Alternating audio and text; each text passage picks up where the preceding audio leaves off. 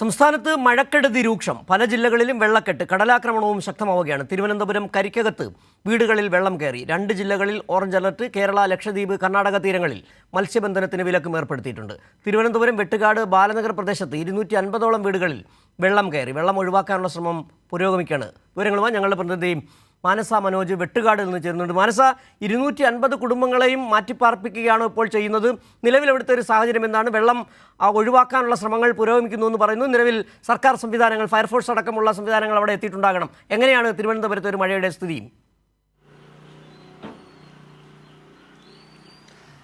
സിജു, തിരുവനന്തപുരത്ത് നല്ല രീതിയിൽ തന്നെ മഴയ്ക്ക് ശമനമുണ്ട്. അതുകൊണ്ട് തന്നെ വെള്ളം കയറിയ ഇടങ്ങളിലൊക്കെയും വെള്ളം ഒഴിവാക്കാനുള്ള ശ്രമം നടക്കുകയാണ്. നമ്മളിപ്പോൾ ഉള്ളത് വെട്ടുകാട് ബാലനഗർ ഏരിയയിലാണ്. ഇവിടെ ഏകദേശം 250ഓളം വീടുകളാണ് ഉള്ളത്. എല്ലാ വീടുകളിലും നല്ല രീതിയിൽ തന്നെ വെള്ളം കയറിയിരിക്കുകയാണ്. ആളുകളൊക്കെയും മാറി നിൽക്കേണ്ട ഒരു സാഹചര്യത്തിലേക്ക് കാര്യങ്ങൾ പോയി. കഴിഞ്ഞ 3-4 ദിവസമായി ഉള്ള ഈ ഒരു മഴയിൽ ഇങ്ങനെയും വെള്ളം കയറുന്ന ഒരു അവസ്ഥയുണ്ടായി. അത് വീടുകളിലേക്ക് എത്തുകയായിരുന്നു. ഏതായാലും ഇപ്പോൾ മഴ നേരിയ രീതിയിൽ മാറി നിൽക്കുന്ന ഈ ഒരു സാഹചര്യത്തിൽ കോർപ്പറേഷന്റെ ഭാഗത്ത് നിന്നും ഇടപെടലുണ്ടായി. അതിനെ തുടർന്ന് വെള്ളം ഒഴിവാക്കാനുള്ള നടപടികൾ പുരോഗമിക്കുകയാണ്. ടാങ്കർ ഉപയോഗിച്ചാണ് വെള്ളം മാറ്റിക്കൊണ്ടിരിക്കുന്നത്. അവിടെ ദൃശ്യങ്ങളിൽ നിന്നും വ്യക്തമാകും, ഈ കാണുന്ന ഏരിയയിൽ നല്ല രീതിയിൽ തന്നെ വെള്ളം കയറിയിട്ടുണ്ട്. ഇതിന്റെ അടിസ്ഥാനത്തിലാണ് ഇത്തരത്തിൽ മോട്ടോർ ഉപയോഗിച്ച് ലോറിയിലേക്ക് വെള്ളം കയറ്റി കൊണ്ടുപോകുന്ന, വെള്ളം ഒഴിവാക്കുന്ന ഒരു സ്ഥിതി ഉണ്ടാകുന്നത്. ഏതായാലും പ്രദേശത്തുള്ളവർ ഇപ്പോൾ 2-3 ദിവസമായി മാറി താമസിക്കുകയാണ്. നമ്മളോട് ഈ പ്രദേശവാസി ചേരുന്നുണ്ട്. ചേച്ചി, എത്ര ദിവസമായി ഇങ്ങനെ തുടരുകയാണ്? നമുക്ക് കഴിഞ്ഞ വ്യാഴാഴ്ച മുതലാണ് നമ്മുടെ വെള്ളം കയറ്റി ഇവിടെ നിന്ന് ഒരുപാട് ആൾക്കാർ ഇവിടം വിട്ട് പോയി. നമ്മൾ ഇവിടെ താമസിക്കുന്ന സകല ആൾക്കാരും വളരെ ബുദ്ധിമുട്ടിലാണ് കഴിയുന്നത്. വീടുകളിൽ പോലും കൈക്കുഞ്ഞുങ്ങളെയും വെച്ചിട്ട് വളരെ ബുദ്ധിമുട്ടിലാണ് ഓരോരുത്തരും ജീവിക്കുന്നത്. അപ്പോൾ ഏകദേശം ഇവിടെ ആരുമില്ല, യഥാർത്ഥത്തിൽ ഇവിടെ ആരുമില്ല.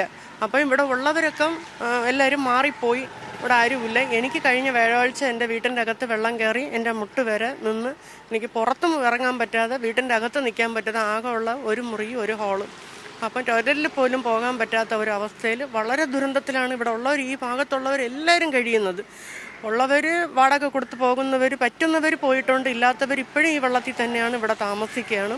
വളരെ ബുദ്ധിമുട്ടിലാണ് ഓരോരുത്തർ. എന്ന് വെച്ചാൽ അവർക്ക് ജോലികളില്ല. നമ്മുടെ കൊറോണ ഭാഗം അനുസരിച്ച് ജോലികളെല്ലാം പോയവരുണ്ട്. വളരെ ദുഃഖത്തിൽ ആ വെള്ളത്തിൽ കിടന്ന ഓട്ടോകളെല്ലാം നഷ്ടപ്പെട്ടവരുണ്ട്.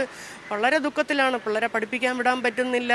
അങ്ങനെ വളരെ, എന്ന് വെച്ചാൽ ആഹാരം പോലും ഇല്ലാതെ വളരെ ദുരന്തത്തിലാണ്. ഈ വെള്ളത്തിന് ഞങ്ങൾക്ക് എന്തെങ്കിലും ഒരു മാർഗം നിങ്ങൾ കണ്ടെത്തണം. കഴിഞ്ഞ പ്രാവശ്യം നമ്മൾ ഇതുപോലെ വെള്ളത്തിൽ കിടന്ന് ഇത്തിരി നമ്മൾ അനുഭവിച്ച്, ഈ വെള്ളം വിട്ട് നമ്മൾ ഒരിടത്തും പോയില്ല. പക്ഷേ എല്ലാവരും വന്ന് നമ്മളോട് പറഞ്ഞ് ഈ വീട് ഇടിഞ്ഞ് വീഴും, വളരെ ദുരന്തത്തിലാണ് ഈ വീട് ഇരിക്കുന്നത്, അപ്പോൾ അതുകൊണ്ട് നിങ്ങൾ മാറിപ്പോകുമെന്ന് പറഞ്ഞതിൻ്റെ പേരിലാണ് ഈ പ്രാവശ്യത്തെ ഈ വെള്ളത്തിൽ ഞങ്ങൾ ഇവിടെ നിന്ന് മാറിപ്പോയത്.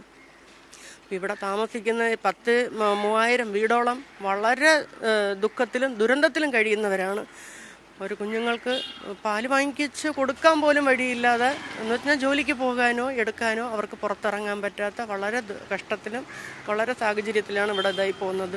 അപ്പോൾ ഞങ്ങൾക്ക് എത്രയും പെട്ടെന്ന് നിങ്ങൾ ആൾക്കാരൊക്കെ ഇടപെട്ട് ഈ വെള്ളം ഒന്ന് ഇവിടെ നിന്ന് ഞങ്ങൾക്ക് മാറ്റിത്തരണം. കാര്യം ഞങ്ങൾക്ക് വലിയ ശമ്പളമോ വരുമാനമോ ഒന്നുമില്ല. ഞങ്ങൾക്കൊരു 2,000-5,000 രൂപ വാടക കൊടുത്ത് പോകാൻ വേണ്ടിയിട്ട് പോലും, എനിക്ക് ഈ ഒരു കുഞ്ഞു ജോലി, എൻ്റെ ഭർത്താവിന് ടൈറ്റാനിയത്തുള്ള ജോലിയായിരുന്നു, അത് 1.5 മാസം വരെ അടച്ചിട്ടിരിക്കുന്നു, അതിലും ജോലിയില്ല. അപ്പോൾ അങ്ങനെ ഞങ്ങൾ വളരെ കഷ്ടത്തിലാണ് കഴിയുന്നത്. ഇപ്പോൾ ഏതായാലും ഇവിടുന്ന് മാറി താമസിക്കുകയാണ്. അതെ, ഞങ്ങളിപ്പോൾ ഇവിടെ നിന്ന് പള്ളിയിൽ എനിക്കൊരു കുഞ്ഞു ജോലി ഉള്ളതുകൊണ്ട് ഞാൻ അവിടെയാണ്, രാത്രിയാകുമ്പോൾ അവിടെയാണ് ഞാൻ അഭയം പ്രാപിക്കുന്നത്. അപ്പോൾ ഇതുപോലെ ഇത്തിരി ജനങ്ങൾ റോഡിലും അവിടെയും ഇവിടെയൊക്കെ ഉണ്ട്. എല്ലാ വീടുകളിലും ഇപ്പം 4,000ഓളം വീട് ഈ വെട്ടുകാട് ഭാഗത്തായിട്ടുണ്ടെന്നാണ് പറയുന്നത്. എല്ലാ വീടും വെള്ളത്തിലാണ് കിടക്കുന്നത്. കംപ്ലീറ്റ് വീടും വെള്ളത്തിൻ്റെ അകത്താണ്.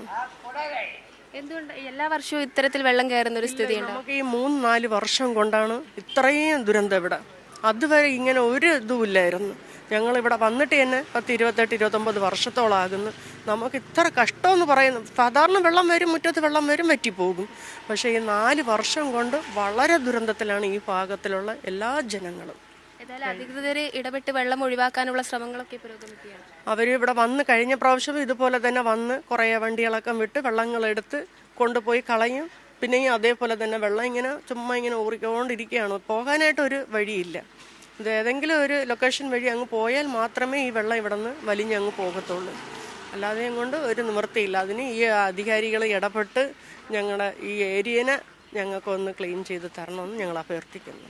എന്നാലും സിജു, ഇവിടെ നമ്മളിപ്പോൾ ഉള്ളത് ബാലനഗർ ഏരിയയിലാണ്. പക്ഷേ ഈ വെട്ടുകാട് പ്രദേശത്ത് തന്നെ നിരവധി ഇടങ്ങളിൽ ഇത്തരത്തിൽ വെള്ളം കയറി 4000 വീടുകളോളം നിൽക്കുന്ന സ്ഥലമാണ്. അതിനകത്ത് ഈ നേരത്തെ നമ്മളോട് സംസാരിച്ച ആ സ്ത്രീ തന്നെ പറയുന്നുണ്ട്. കാരണം ഇത് നേരത്തെ തന്നെ കോർപ്പറേഷനും അതോടൊപ്പം തന്നെ സർക്കാരും മുന്നറിയിപ്പ് നൽകിയിരുന്നു, ഇത്തരത്തിൽ വെള്ളക്കെട്ടുണ്ടാകാൻ സാധ്യതയുണ്ട്, മാറി താമസിക്കണമെന്ന് മുന്നറിയിപ്പ് നൽകുകയും ചെയ്തിരുന്നു. ഒപ്പം തന്നെ കോർപ്പറേഷൻ കഴിഞ്ഞ വർഷങ്ങളിലൊക്കെ തന്നെ ഇത്തരത്തിൽ ഇടപെടൽ നടത്തിയിരുന്നു. വെള്ളക്കെട്ടുണ്ടാകുമ്പോൾ ടാങ്കറുകൾ അടക്കം കൊണ്ടുവന്ന് വെള്ളം ഒഴിവാക്കുന്ന സാഹചര്യം, കൃത്യമായ ഇടപെടലും മുന്നറിയിപ്പുകളും സർക്കാർ സംവിധാനങ്ങൾ നൽകുകയും ചെയ്തിട്ടുണ്ട്. പക്ഷേ കഴിഞ്ഞ 4 വർഷമായി മഴയുടെ തോത് കൂടിയിട്ടുണ്ട്. അതുകൊണ്ട് തന്നെ അവർ ആവശ്യപ്പെടുന്നത് ഇനി വെള്ളം ഒഴുകിപ്പോകാനുള്ളൊരു സംവിധാനം ഉണ്ടാക്കണം എന്ന് തന്നെയാണ്. അതുതന്നെയാണ് അതോടൊപ്പം തന്നെ സർക്കാരിൻ്റെയും കോർപ്പറേഷൻ്റെ അധികൃതരും എല്ലാം കൃത്യമായി ഇടപെടൽ നടത്തുകയും ചെയ്യുന്നുണ്ട്.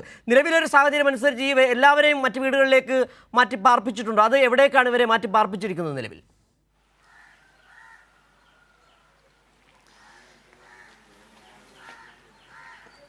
തീർച്ചയായും സിജു സൂചിപ്പിച്ചതുപോലെ തന്നെ ഇത്തരത്തിൽ ഒരു അവസ്ഥ തന്നെയാണ്.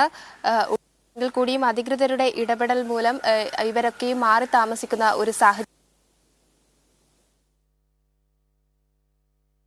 ശരി, മാനസ മനോജാണ് തിരുവനന്തപുരത്ത് നിന്ന് വിവരങ്ങൾ നൽകിയത്.